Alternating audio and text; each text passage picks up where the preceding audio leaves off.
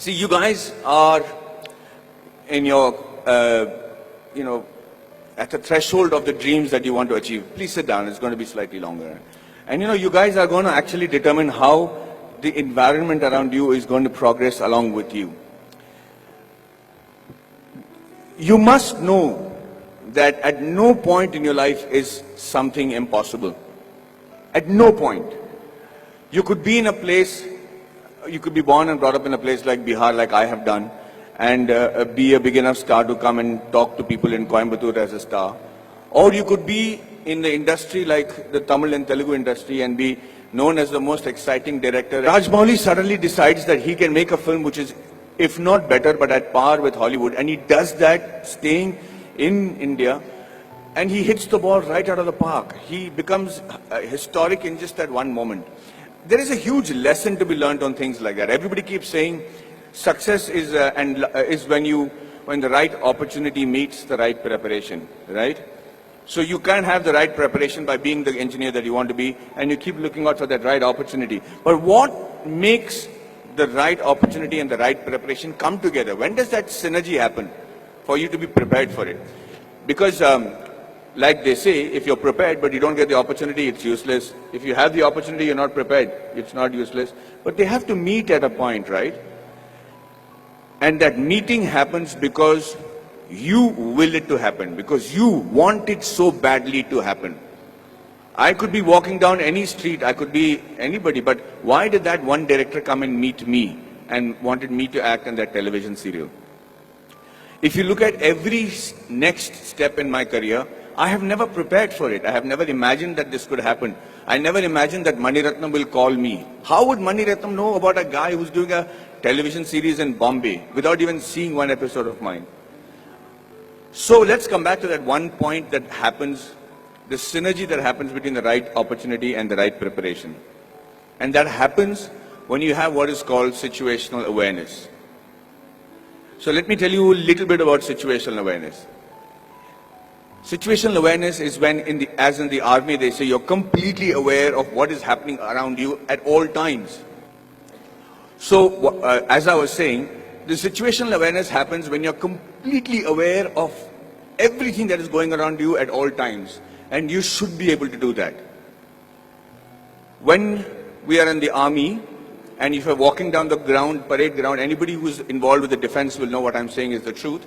And if there's an officer walking away from the other side of the ground, you have to stop and salute him and say, Ram Ram Sarji, or whatever is a call of the unit. If you don't, they'll give you a brick in your hand and you have to shave with that brick. So, thank you, that's awesome. So, the situational awareness is because you should know when the enemy is around you or when there is danger around you. You know how that is taught to you from when you're a child? That's taught to you in the form of good manners, in the form of being courteous. So when you say a good morning, or you're saying a good afternoon, or you're looking around and helping a teacher who's carrying a book and being aware that she needs help, or you're watching around and stepping over a drain and not tripping on yourself, you should know that you're fairly evolved in the art of situational awareness. That's why people insist on teaching children good manners.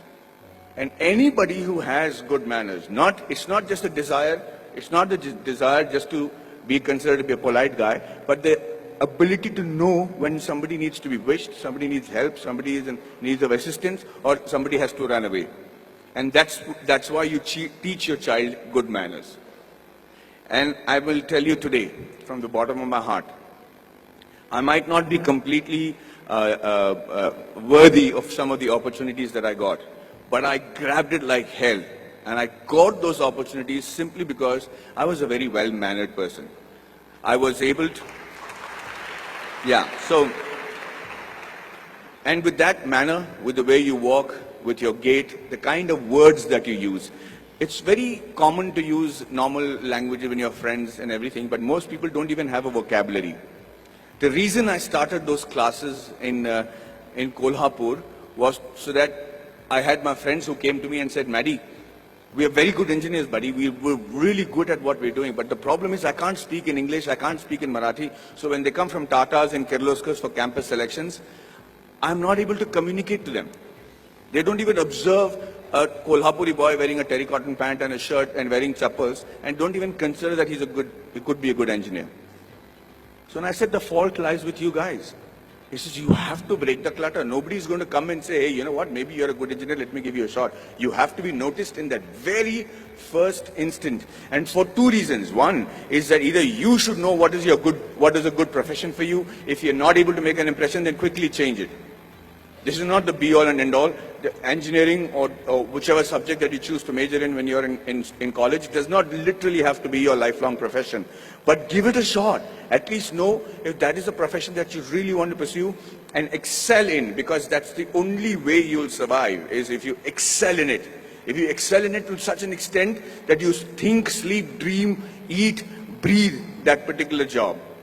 And I do that with acting. And I'm telling you, I do not know what else. I would have been a really bad soldier because I think I'm a really good actor. I'm involved completely, 100% of the time. I'm doing research. If I have free time, I'm going to YouTube and finding out what is a different method of acting. I just do that with a passion. If you're not doing that for your profession, know that you're in a secondary profession. Know that you're doing something which the Lord has not made you to achieve glory in. So you have to give it that shot. Now, what I'm trying to tell you is that Kolhapuri friends of mine who then came to me and I said, okay, let's try and see if we can change that. So at 5 o'clock in the morning, they would come to my room, we'll go to the terrace, and I started teaching them how to present themselves in the interview. Things that I had the good fortune of doing because I had many interviews and many group discussions to attend.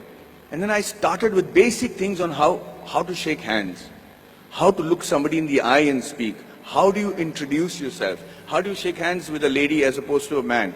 How do you speak on a phone? What is dining table etiquettes? What's telephone etiquettes? When do you use a shrimp fork or a salad fork or people might think I don't require that. I'm never going to work on those things. I'm doing my father's business. But you never know. That is the preparation that you make to make that quantum leap in your careers. These are basic things. You have to know that. You have to know how to dress correctly. You have to know if you have body odor. You have to know whether you're spitting on people's face and how to stop it when you're speaking.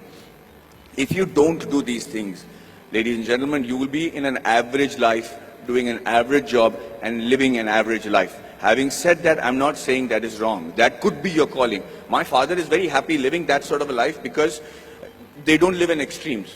But if you have a passion and if you have a desire to be exceptional, if you have a desire to be seen apart from the crowd, then this is the bare minimum thing you should do.